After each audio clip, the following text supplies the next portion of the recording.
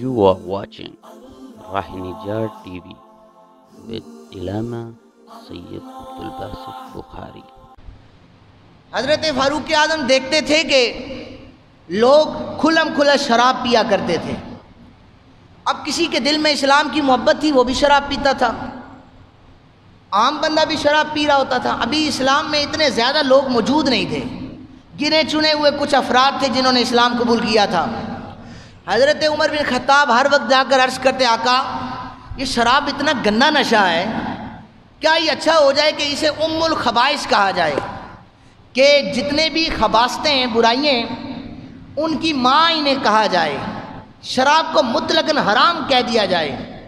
نبی پاک صلی اللہ علیہ وسلم خاموشی کا اظہار فرماتے. اتنے میں حضرت جبریل امی قرآن کی آیت لے کے نازل ہو گئے، یا ایھا الذین آمنوا انما الخمر والمیسر والانصاب والازلام رجس من عمل الشیطان.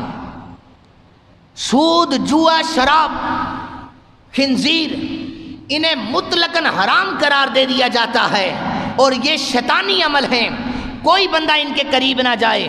پتہ یہ چلا عمر کی منشا یہ تھی شراب حرام ہو جائے، اللہ نے قرآن کی آیت بنا کر نازل فرما دیا تھا.